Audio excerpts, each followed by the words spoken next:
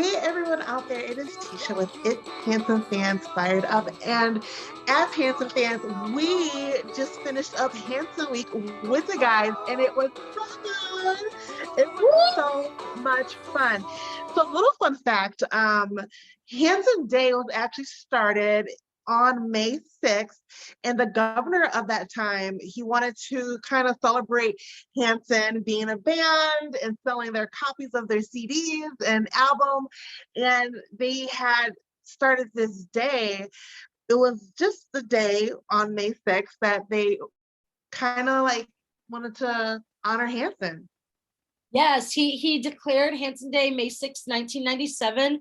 It was the governor of Oklahoma at the time. His name was Frank Keating, and it was to commemorate 10 million copies of Hanson's debut album, Middle of Nowhere, being sold. So that's when Hanson. I know. I think that's really cool because 24 years later, they are still doing Hanson Day. It was only meant to happen one day, but Hanson themselves have kept this tradition going on for the fans, and the fans have really taken to it. They really do enjoy it. And it's also like Hanson Week now. It's Yes. not, and it's not on May 6th anymore. It's like the second or third week of May, and it starts on Monday and goes all the way through Sunday. So it's like 7 days of Hanson awesomeness. It's like this amazing utopia that Hanson fans wait. It's Hanson fans Christmas. Yes, it really is. Like, a lot of people talk about how much fun they have. People have like pictures that like span like going like years and years ago. Like I think I saw a picture of someone like 6 years ago. So Hanson fans really do like to commemorate their time with Hanson, and Hanson Days is one way that the guys give back to the fans, and the fans also give back to Hanson. And today marks the day, May 23rd, today, where they have ended their reimagined Hanson Days, which was a whole week of just a lot of goodness. And Jill, what did you like? I forgot to introduce. This is Jill. I met her at Listener's Choice in January, and she's so cool and really teaming up again for BTTI and Virginia and 2 times in Tulsa. So like I will be seeing Jill a lot throughout the year. We'll be making our pilgrimages to Tulsa together. Yes, and we're gonna be I'm just so excited. So our takeaway from this whole Hanson Day, are we just gonna talk about 2 things. We're going to talk about Crossroads, and we're going to talk about Hanson Time podcast, because I believe that was one of their best podcasts, in my opinion. So let's start off with Crossroads. Crossroads is going to have 5 songs: Muscle Shoals, Better Man, Undivided Attention, Come Over, and Missing You. So what did you think of the listening party?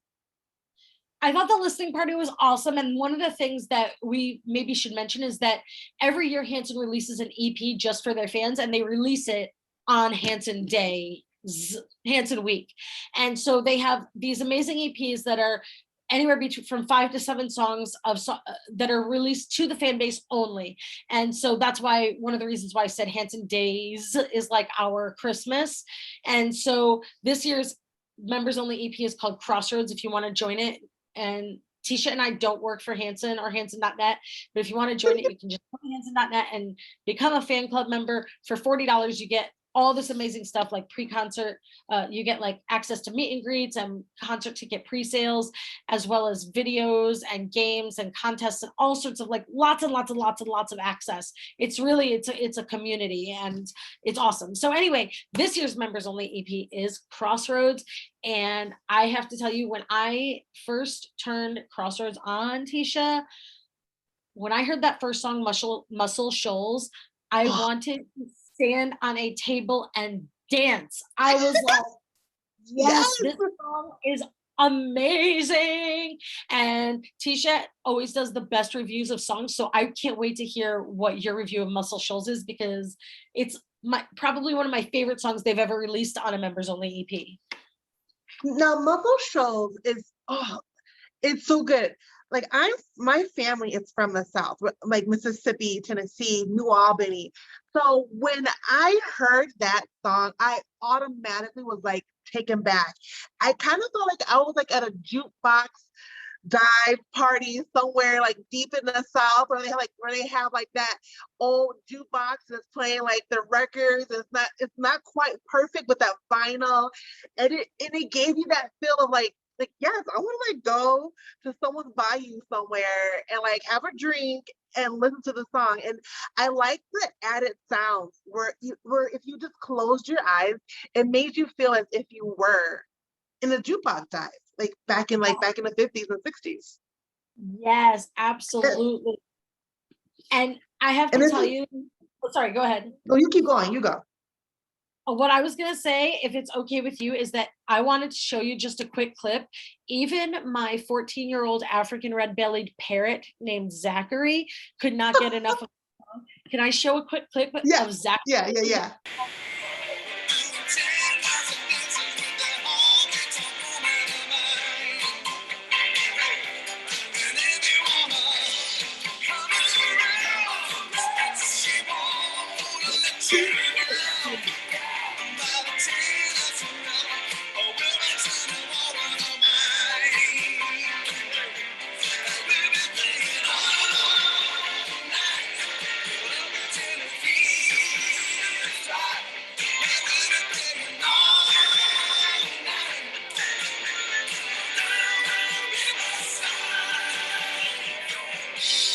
So that is just a little snippet of my baby boy Zachary, who I have had since he was an egg, jamming out to Hanson as hard as his mama does.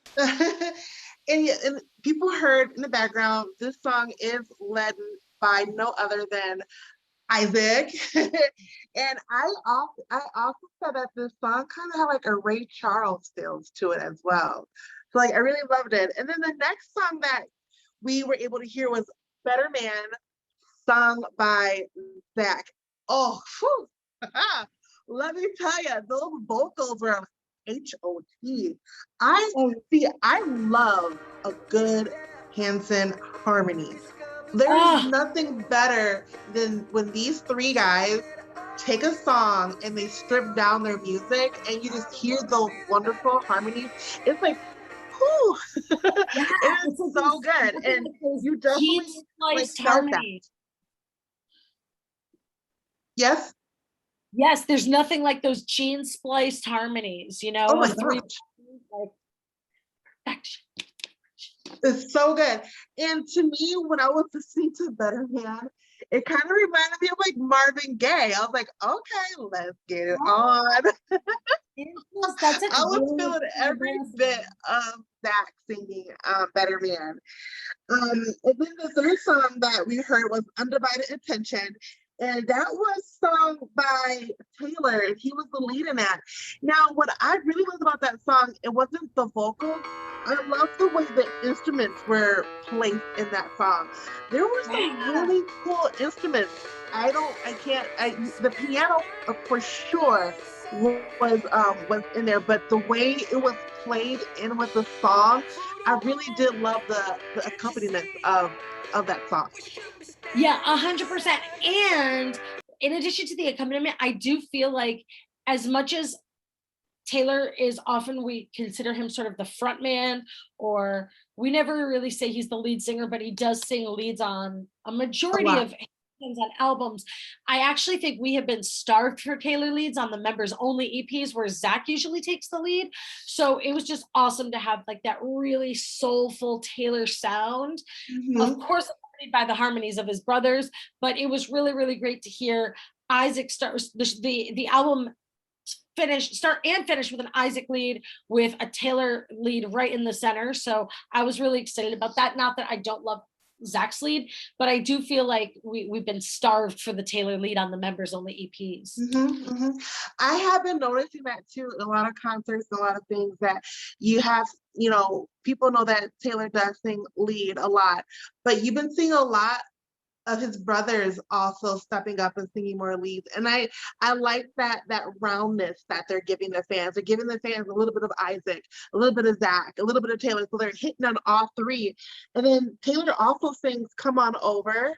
And that's another song where I wasn't listening vocally. I just loved the melody of it. It was very soft and like it was very just pleasing to the ears. Where you're just like, okay, I could see myself at a summer barbecue, the lights being turned down, and we're like doing a fire pit, and like this song comes on, and you're just like reminiscing with some friends. Like I really did like Come Over. Yeah, that song for me is like all about, I mean, it's called Come On Over. So I feel like it's all about having your friends come over and just having those Yeah. moments, like chilling and reminiscing. And, there's like a really great quote from The Office where Andy Bernard, who's played by Ed Helms, says, "How come we never notice the good old days until they're over?" And that song really makes me feel and think about that philosophy.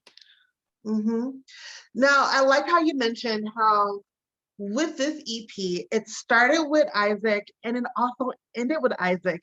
And it ended with a song called Missing You. And I said, girls, be careful with this song because you might end up pregnant.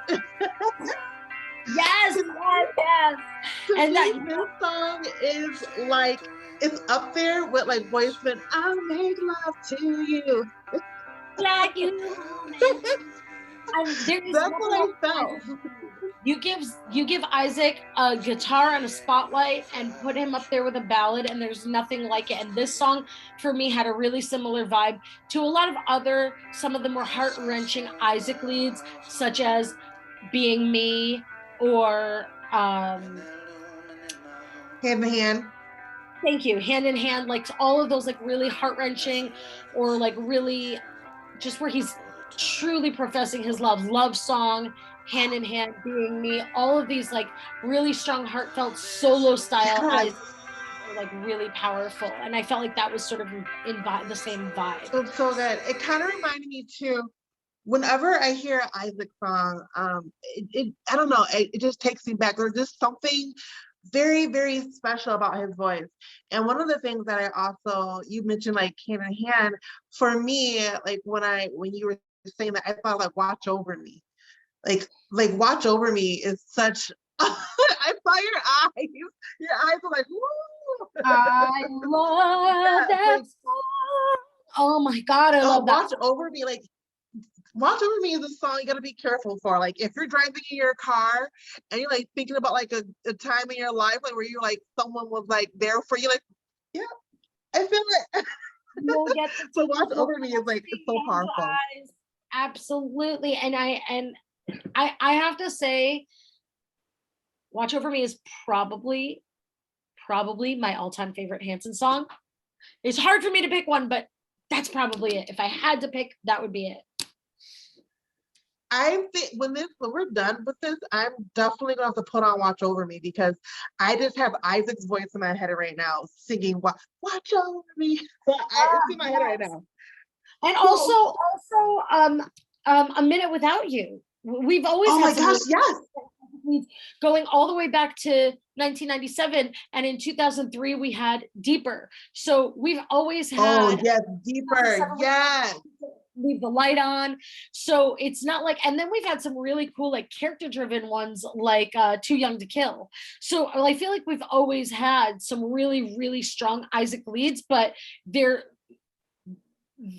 are much more quality than quantity. We don't have a lot of them, but the ones we have are amazing, killer, incredible. So good. Yeah. And I feel like people don't realize the talent behind Isaac's voice because we're so used to Taylor or Zach that sometimes we don't, like realize how meaningful Isaac's voice is.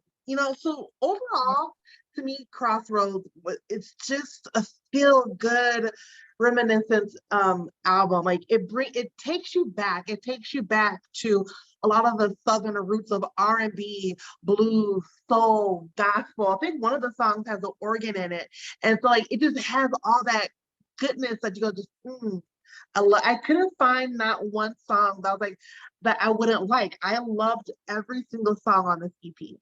Absolutely. And I agree with you so much about their Southern roots. So you have to understand, and for those of you who don't know, most fans know this already, but Hanson's father worked in the oil industry before they made it big. Their pre-fame life was spent traveling the world with because of their father's career. And so they spent a lot of time in the deep South because oil is found in Oklahoma and it's Yeah. found in Texas. It's found. So, but they also went to places like Venezuela and Yes. Ecuador. Hmm. Their early influences, as so many of these amazing artists from the 50s and 60s, like Chuck Berry Otis and Redding.